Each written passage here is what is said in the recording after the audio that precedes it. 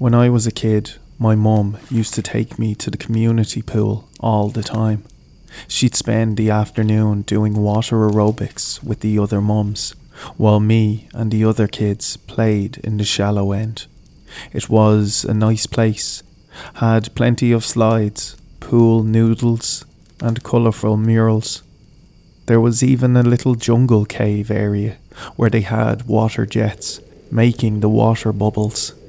There were a couple of coloured lights and a little speaker playing jungle sounds. Parrots, elephants, tigers. To my 6-year-old mind, that was my favourite place in the world. However, it wasn't constructed very well. Once, when I was sitting in there, a piece of the concrete came off the wall. A disc-shaped slice of concrete struck me at the base of my skull, knocking me out like an off switch. I have plenty painful glimpses of memory from being underwater, looking at the blinding green light while my lungs refused to listen. They didn't notice me until the blood came out of the other end, thanks to the water jets, of course. I was without air for about 4.5 minutes before they got the water out of my lungs. That's how I lost my sense of taste. Agousia, they call it. It's the one piece of brain damage that is permanent from that accident. In every other way, I'm fine. But it's strange how such a small thing can affect you. For example, the last thing I remember tasting was a piece of strawberry mint gum that my mum handed to me in the changing room. I still remember it after all these years. And whenever I see something coloured, a combination of pink and green, that taste comes to mind.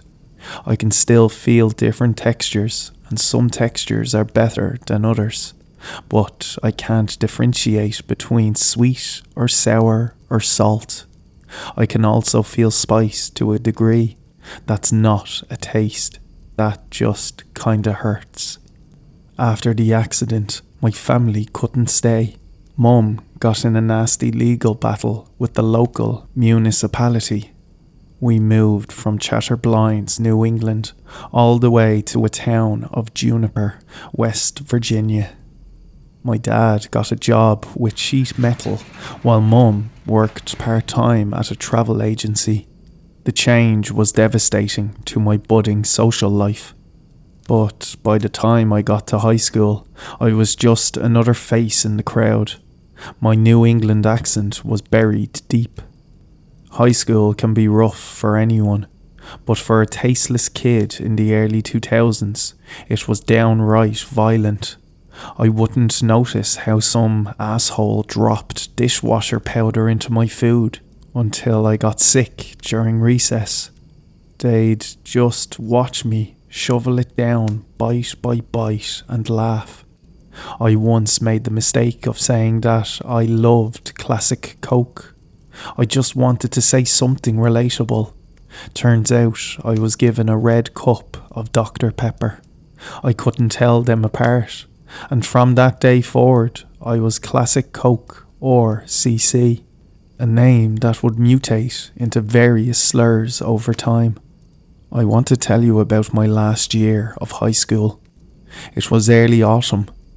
We had all been ordered to the indoor pool, where we would be spending our next 3 PE sessions doing CPR training and swimming exercises. I was banking hard on being allowed to skip it. Not only because I didn't want my classmates to see me in swim trunks, but because I'm not particularly fond of water. Standing in it or near it makes me hyper aware of my breathing, and my heart starts racing. It's not even a conscious thing, it just happens. Trying to suppress it just highlights it further. I guess you can call it a sort of mild phobia, or something psychocosmetic. But yeah, no, I wasn't allowed to skip it. My gym teacher, Mr. Buer, wouldn't even talk about it without a local doctor's note. Appealing to his kinder nature wasn't going to get me anywhere. And since I hadn't brought my own swim gear, I had to use loaners. Not only were they too big for me, but they'd been lying in a box for at least a couple of years. How the hell does fabric get that crusty? Our first session was predictably awful. I stepped out in my cherry purple loaner trunks that reached way past my knees. We started out with a couple of CPR exercises. It was done on a training dummy. I was selected to go first, since I couldn't taste the plastic anyway. It was a different time. After that, there were swimming exercises, while my classmates finished their exercise in the deep end. As intended, I just didn't do it. I had to stick to the shallow end, with the kid stuff. There was even one of those big mouth Billy Bass toys. It would get triggered every time I swam past. Every time that jingle started playing, it got a big laugh from everyone. Take me to the river, the mechanical fish would sing. Drop me in the water. I asked Mr. Buer to move it, but he just urged me to finish without making much of a scene. Thanks. The second session was even worse. I was forced to swim in the deep end and had some kind of panic attack. I remember this intense sensation of the air not being enough, and my lungs feeling like they just couldn't fill. I screamed for help. Mr. Buer had to drag me to the shallow end, where I clung to him like a scaredy cat. I couldn't look at my classmates after that. They, however, invented a couple of new nicknames. CC, as it turns out, rhymes with both PP and wee wee. Someone suggested that I probably was so scared that I may have wet myself. I didn't, but that didn't stop them from suggesting that I did. Needless to say, there was no way in hell I'd ever go to that third session. The morning of the third session, I chugged some dish soap and threw up in the bathroom. I couldn't taste it anyway, might as well have been orange juice. My mum called me in sick, and I got to spend the day at home. I think she figured out I was faking it, but maybe she realised that if I was ready to drink dish soap to get out of something, it might be really bad. Either way, I had a great day. I watched movies, listened to music, and caught up on my comic books. The kind of thing you save for a rainy day. When I got back to the class the next day, I was told I had to finish the mandatory third session at a later date. But by the grace of God, the pool was shutting down before I got a chance. Turns out there was some kind of groundwater leak, thanks to a small geological event. The water was tested positive for parasites. Nothing serious, but something you shouldn't be swimming in. You never know, you might get bug bites. This is where things started to take a strange turn. A few of my classmates were taken in by the police for breaking into the pool area at night. No one really thought too much about it, since it was just kids being kids, but I could see something was up. They weren't looking for a place to party. They had the Masterson's house for that. One of the rich kids whose dad was out of town 6 days a week. So I started paying attention to the whispers in the halls. There was nothing outright wrong, but I'd picked up little bits and bobs that hinted at something going down. There were these two kids in the basketball team that I picked up a couple of whispers from outside the gym. "You going to see her?" One of them whispered. "First chance I get." He laughed back. "Can't wait. They're gonna be watching the place. Just people going in and out." Another responded. "They won't notice if we go in by day and stay the night." My classmates started to behave. This might not seem like such a big deal, but they were paying attention in class, answering questions, and then retreating to the dark corners of the school to plot and whisper. Something was clearly up. But I wasn't in a clique close enough to the action. Still, it had me worried. The most obvious proof of this came to me during a math class, as Miss Leverson walked us through a couple of handy techniques. One of my classmates suddenly stood up. Everyone turned to him. "Is there a problem, Ron?" Miss Leverson asked. "Do you mind?" He just looked at her and raised his hand as if he was about to ask for permission. Then he made this awful noise and threw up all over the floor. The others looked at him with disgust, but it wasn't disgust about what he had done. It looked like they'd been offended. I overheard one of the girls from the yearbook club whisper to her friend. "He's out," she said. "She doesn't want him." There were other signs too. Some of the core cliques were reaching out to new people, even sophomores and freshmen. People were getting invited to hang out, and more of them were being suckered into something I couldn't quite put my finger on. It was related to the pool area. Whatever it was going down there. That much was clear. The final nail in the coffin for me was in the locker room ahead of the basketball practice. One of the guys, Morris, took out what looked like a metal snuff box. It was full of this dark purple-like powder. He licked his thumb, dipped it, and ran it across his tongue. One of his buddies turned to him, astonished. They spoke in low voices. "That stuff works. It's like I can hear her. It's like she's there." I wanted to ask them about it, but I couldn't bring myself to do it. If they wanted me in on it, they would have reached out to me already. I'd see them bring these strange things to put in their lockers. One guy brought a bag of fertilizer. Another had a couple of sleeping bags. Some of the girls brought frogs from a nearby pond. And flowers, a lot of flowers. Tulips, petunias, violets, even some novelty blue sunflowers from the nearby train station. They would stuff away entire bouquets into their lockers, and the next day they'd be gone. They were bringing things in, but nothing was going out. So where was it going? I wanted to check the pool out for myself, but I didn't get the chance. Teachers were keeping an eye on the place during the day, and there were cops going by at night.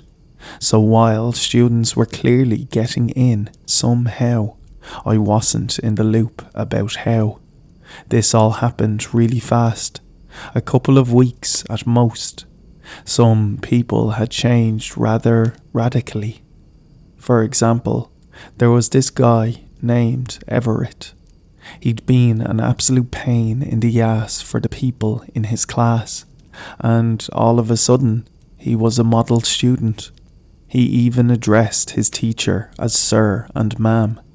It got to the point where people suspected trouble at home, but there was nothing of the sort. He just changed. And while others weren't sure as to how or why, I had a sneaking suspicion that it had to do with that closed-off pool. There were too many things congregating in that one area for it to be just a coincidence, and I knew for a fact that Everett was one of the people they'd invited early on. Finally, I bit the bullet. Once, after class, I walked up to some of the more sympathetic girls in the yearbook class. They looked at me like I was an alien. "Hey," I said, "are you heading to the pool? It's closed. Don't you know that?" One of them snapped back at me. "Yeah, but..." I looked around. making sure no one heard us. I know some people go down there anyway. You do that, right? Why would you even want to go? Aren't you, scared of water? I just want to see what's up. Everyone's going, right? Yeah, no. She smiled. Not everyone. Not you, for example. So much for being some of the more sympathetic people in class. Some of the others stayed late after class under the guise of catching up. Teachers allowed it, and even encouraged it. I figured they'd use that excuse to sneak into the pool, but I had no way of knowing for sure. I couldn't make up a good excuse to stay late myself, since I was ahead in most classes, so I had to do the opposite, end up in detention.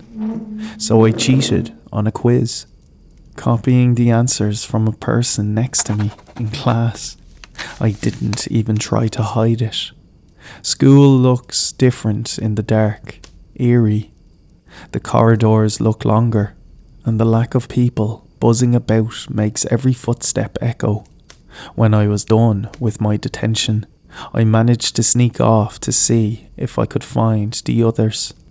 Going past the pool, I could tell the door was locked. There was a warning tape on the front, unbroken.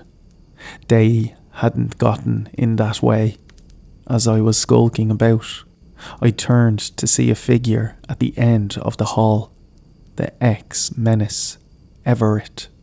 He walked up to me, looking me up and down with a curious frown. "What are you up to?" he asked.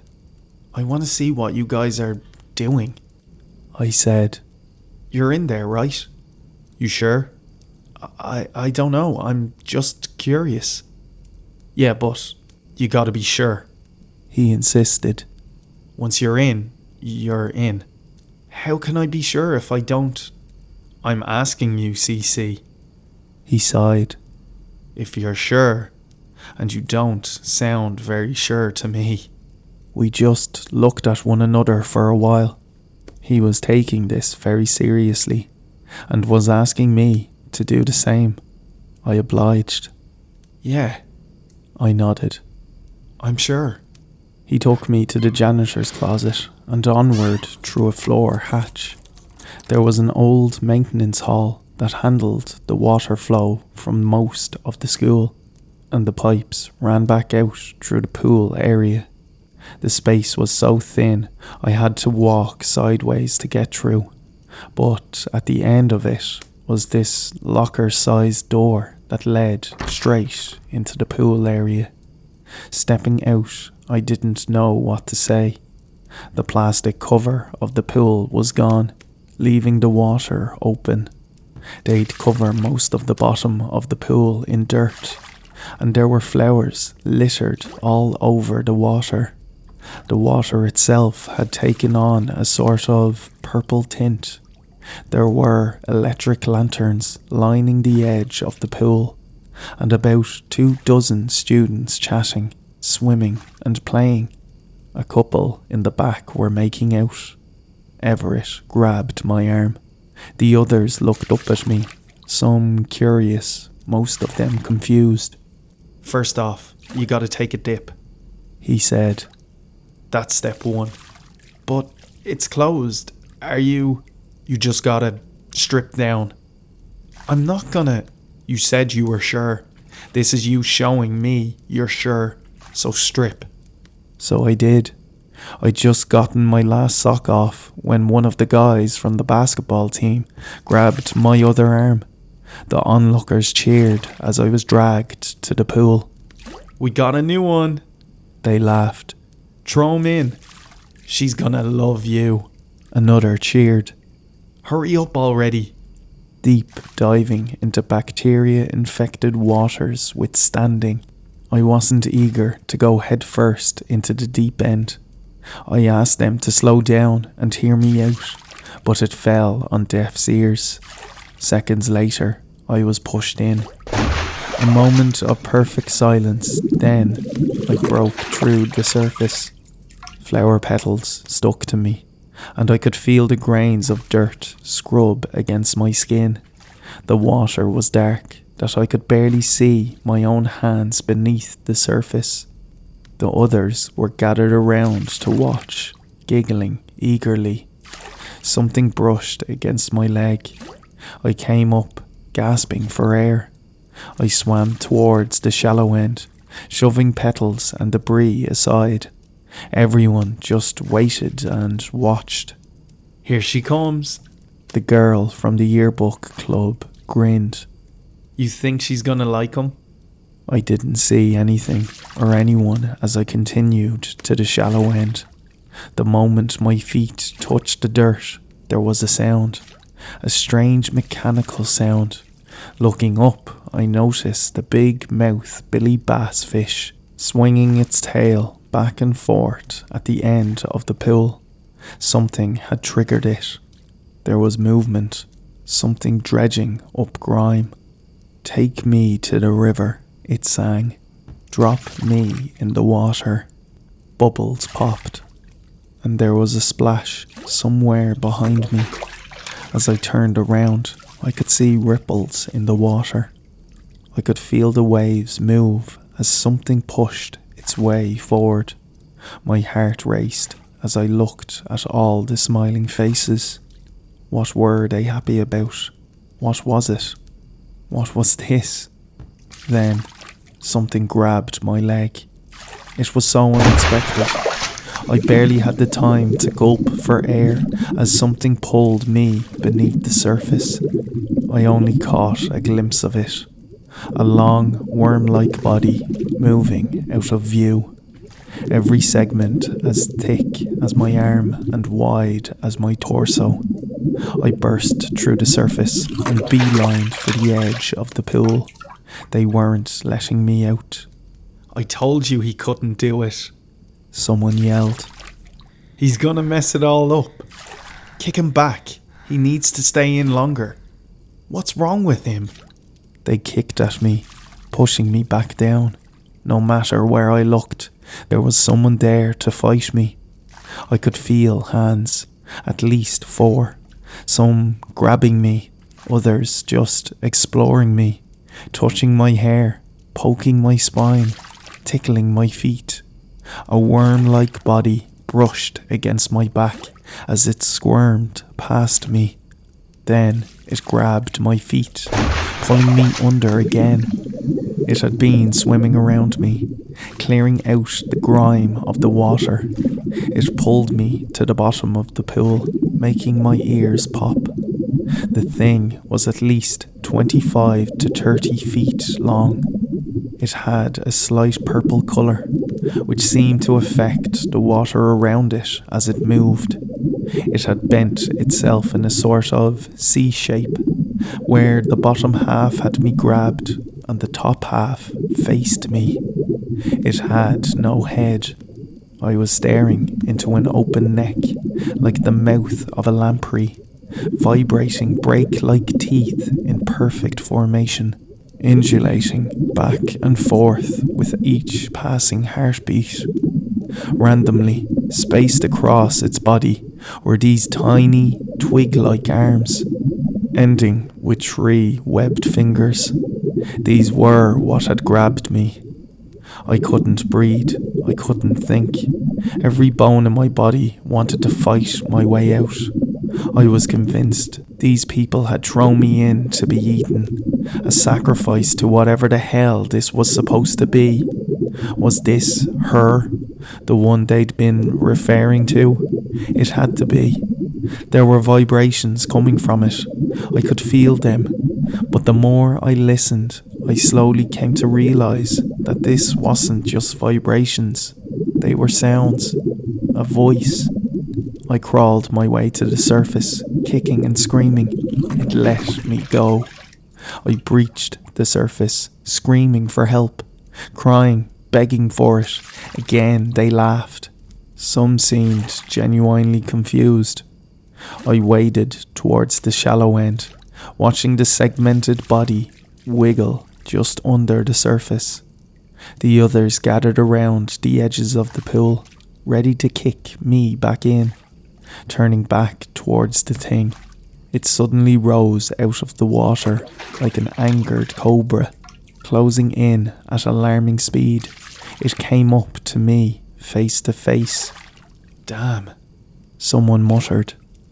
"You just can't, it's gorgeous."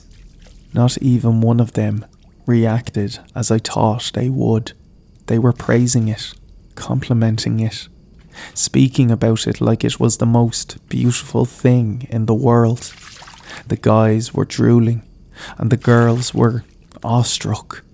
They all gathered around it to see what I would do. It closed in on me. 6 little twig-like hands touched my arms, then my chest, feeling my pounding heart. Carefully, it descended under the surface again.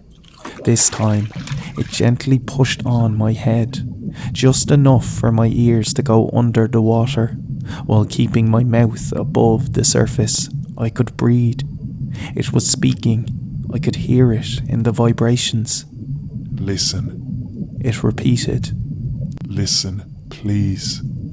It was the most surreal moment of my life, lying there, belly up, in front of a spellbound crowd, like a nightmare I'd never had, feeling the poking and prodding fingers across my back, my thighs, and my arms. "You don't see me." Yes, I said. "I see you." "You see other me." It rumbled back. "Not me." The segmented body bumped against me as it moved under, then beyond. The vibrations were clear, but a little more distant. "You're not affected. It continued. You are faulty. I don't understand." I can't live on your tongue. It vibrated. I can't help you." I lay there for at least 10 minutes, just feeling the vibrations. The others relaxed. Some even jumped in with me, seemingly unafraid. There was no words for this thing. It was just her. It didn't want a name. It didn't need one. She was frustrated. She seemed to have a strange effect on the others that just didn't work on me. I didn't understand why, and it didn't neither. That is, until I explained my lack of taste. See, human tongues have thousands of taste receptors, allowing us to translate complex saturations for our minds to register. Apparently, this is the way she could affect others, by having them taste her. I was told a story. There was a cave with hundreds of kin. In the dark, all you could use to find and discern others was taste and vibrations, which was all it could utilize. Then, there had been pressure coming from beneath, a breach, pressing dozens of kin to strange, lonely waters. There, she had looked for others, only to find herself sucked into a pipe. She'd been stuck there for days, wriggling around, listening to us, other living beings, learning, adapting. She managed to make her way into the pool, which had been closed by then. The water was bad, but nowhere near what she was used to. Chlorine was common in her home. It wasn't until a couple of students broke in to swim that she realized the effect she could have on us.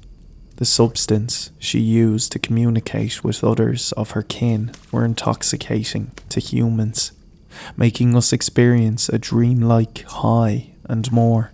But without taste, I couldn't translate that sensation. All I could do was listen. By the time I stood up, I looked to the others around the pool. They spoke in unison. They all said at once, "She lives in us. We listen." They stretched their arms out, ready to pull me in. I couldn't see her the way they did, but I was still part of this, I was in on the secret. I was in the know with the others. And I'll be honest, it felt amazing. Terrifying, but amazing. For the next couple of weeks, I was part of it.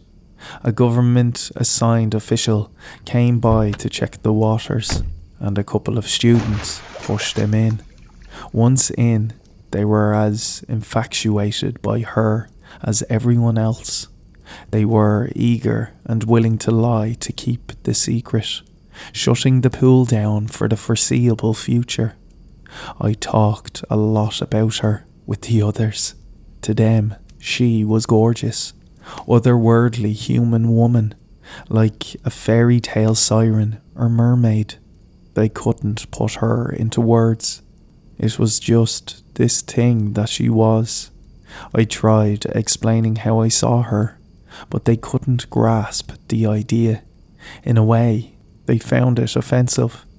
It was about a week before Christmas when I saw Ron coming down the corridor, the guy who had stood up and vomited in class. I asked a girl from the yearbook club about him, seeing if she knew what that was all about. "If you're not worthy, she hurts you," she said. "She kicks you out. That's how she does it. By making you ill? By pushing out everything she's given you," she corrected. "It just looks nasty is all." It all sounded to make sense. The purple powder I'd seen the basketball players with was just from the pool water. Tasting it would give them a bit of leftover high, like swimming with her. And swimming with her they did. I usually stayed out, but on nights where I came to see her, the others would flock into the water. The massive worm would wriggle around between them, brushing against them as it went. People would laugh and play, hugging her and each other. It was like watching a human snake pit, with that one thing moving between them. At first, I loved it. I loved being a part of it. But I wasn't. Not really. It started with Everett. I noticed lines, long thin lines across his arms, like the segments of a worm. His gums were looking a bit purple, and his eyes were red. You could barely tell at a glance, but if you spent some time with him, it was obvious. I'd see it in the others. Someone had grown extra teeth. Another one had their nose shrunk. One of the girls had her fingers grow another 3 inches. Everett eventually stopped coming to class. He'd just sit by the pool all day. His hair had fallen out, along with his nails and teeth. He'd grown a new set and didn't need his old ones. They'd started to feed her, mostly fish, but she didn't shy away from raw meat. She would just suck it into her gullet.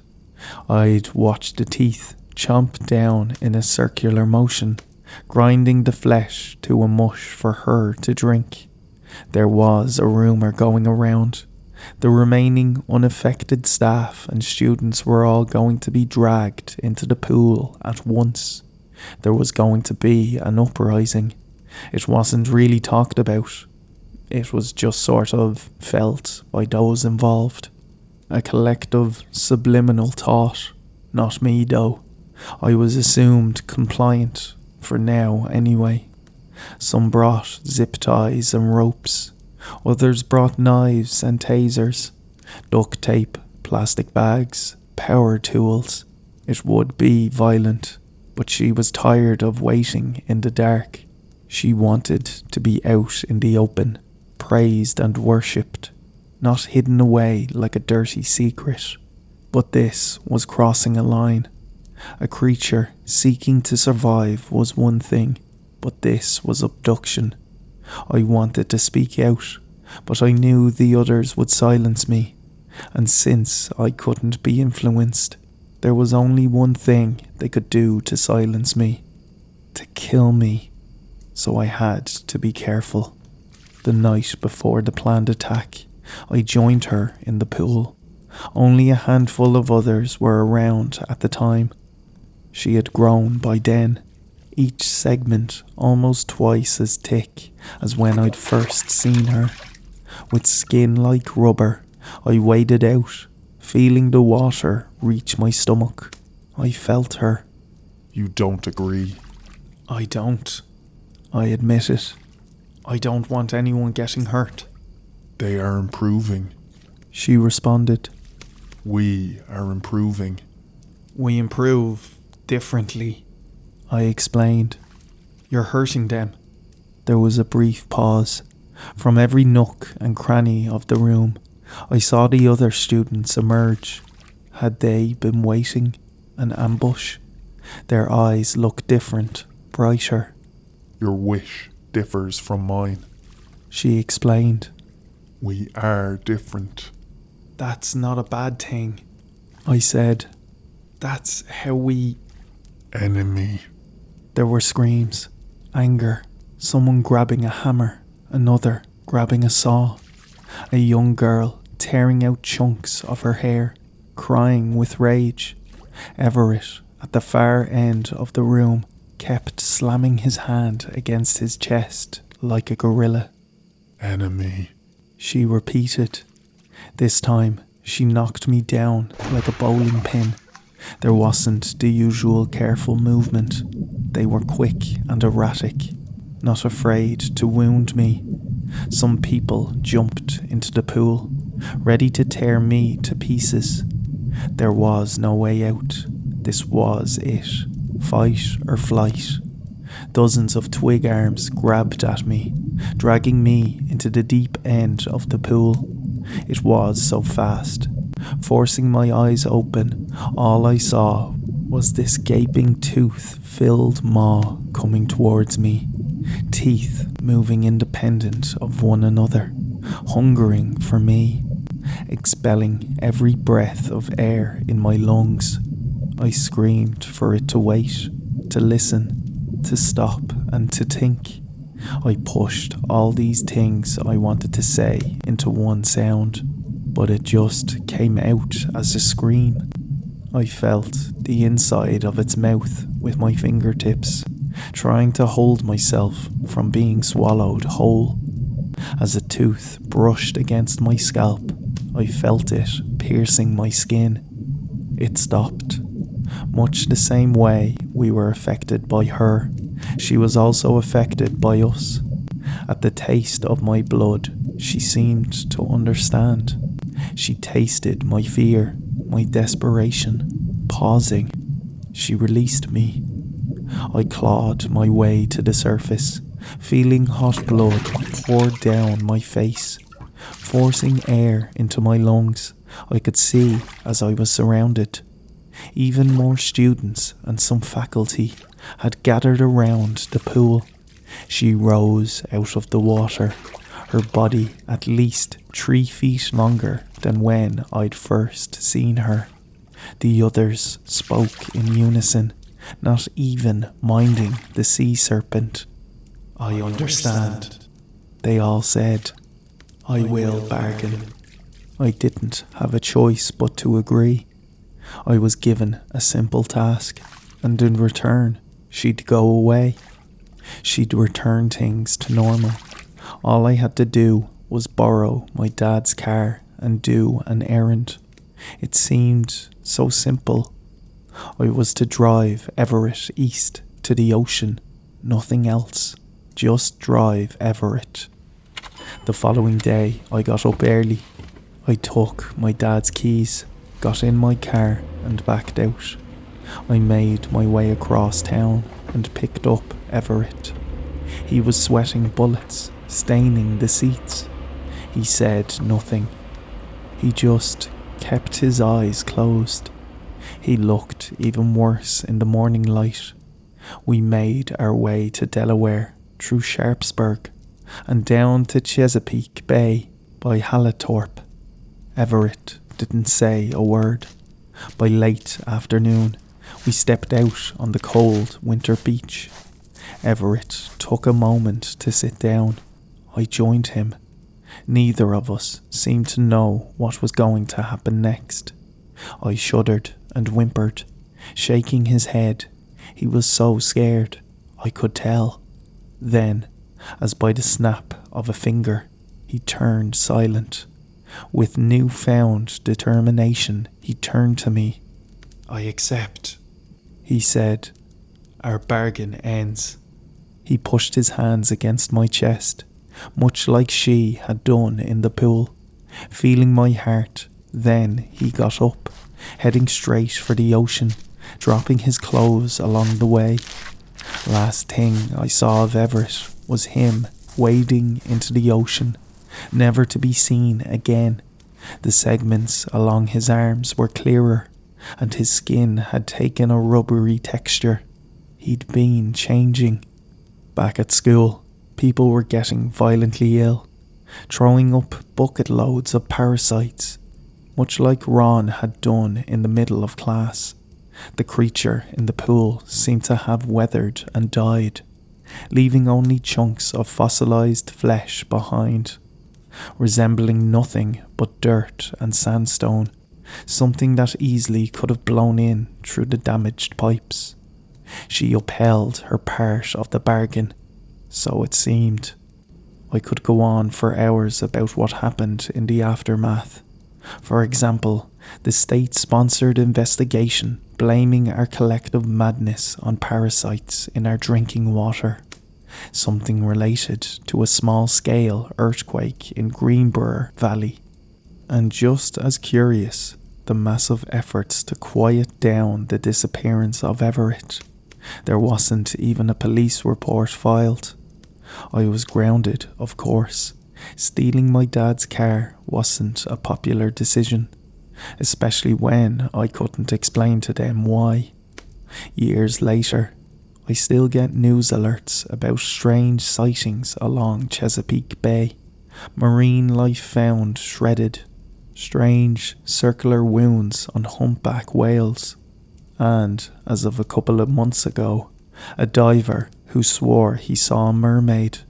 There was an interview about it.